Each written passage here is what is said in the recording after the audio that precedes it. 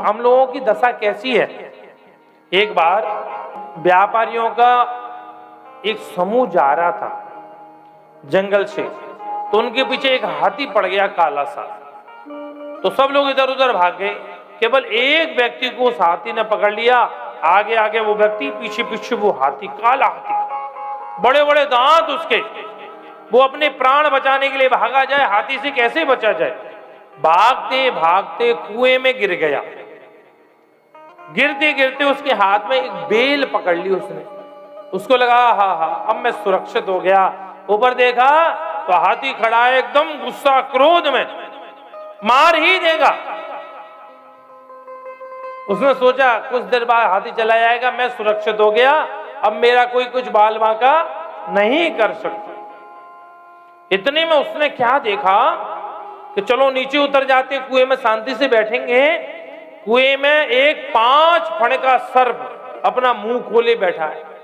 कब नीचे आए तो कब इसको गोविंदाय नमो नमः। इतनी भीभत्स दृश्य, ऊपर हाथी, नीचे वो सर्प। उसी समय वो जो उसने बेल पकड़ रखी थी, उस बेल को 2 चूहे काट रहे थे, एक काला चूहा एक सफेद चूहा। अब मरना तो निश्चित है, उसका मरना तो है ही। उसी समय सूजी महाराज कहते हैं क्या घटना घटी। वहां एक मधुमक्खी का छत्ता लटका हुआ था। क्या का छत्ता? मधुमक्खी का, जो शहद से भरा हुआ था। उसमें से शहद टपक रहा था, उसकी जिह्वा पर गिरा तो स्वाद आया उसे, बड़ा मीठा स्वाद। उस मधुमक्खी के शहद में इतना खो गया, ना तो सर्प याद रहा, ना हाथी याद रहा, ना चूहे याद रहे। सोनकादि ऋषि कहते हैं गुरुदेव मैं समझा नहीं। बोले ये जीव की गति है, ये हमारी और तुम्हारी तो गति जीव की गति है। काल, ये जो हाथी है ये काल है। हाथी कौन है? काल है। ऐसा पीछे पड़ता है तो व्यक्ति काल के ही ताड़ना से कुएं में गिरता है। ये कुआं क्या है? यही भवसागर कुआं है। बेल पकड़ लेता है। कौन सी बेल? जीवन रूपी बेल। इसकी आयु 100 साल की है मात्र। इसको 2 चूहे काट रहे हैं, एक काला एक सफेद। तो जीवन रूपी बेल को काटने वाले भी 2 चूहे हैं, एक दिन और एक रात। प्रेम से बोलो हर हर महादेव। दोनों काट रहे हैं। अब उस व्यक्ति को उसने नीचे देखा, नीचे आराम से चले जाए तो नीचे 5 फण का सर्प अपना मुख खोले बैठा है। यही मृत्यु है। मृत्यु के 5 रूप हैं, प्राण, अपान, समान, व्यान, उदान। उसने मुख खोल रखा है।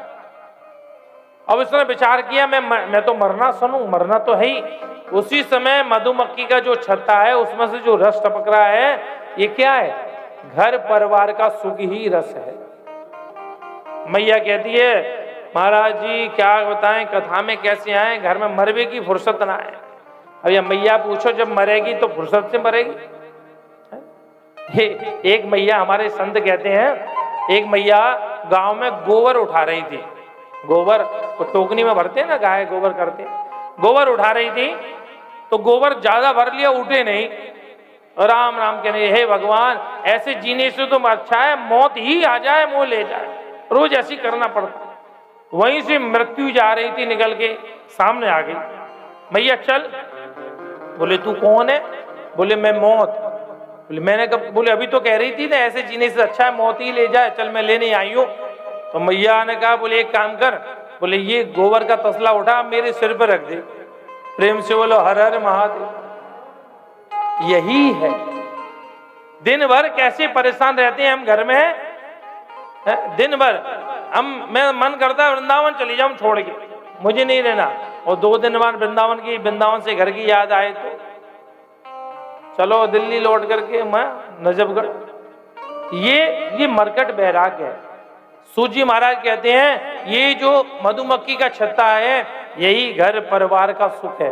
हम सब जानते हैं मरना निश्चित है। जिसने जन्म लिया है उसका मरना निश्चित है, हमें मरना है। संसार में 2 ही चीज सत्य है, एक शिव का नाम सत्य है, दूसरा मृत्यु सत्य है, कोई तीसरा सत्य ही नहीं है। चाहे शिव का नाम हो चाहे नारायण का नाम हो, प्रभु नाम ही सत्य है। और एक मृत्यु सत्य, बाकी कुछ और सत्य है ही नहीं। संसार तो मिथ्या है,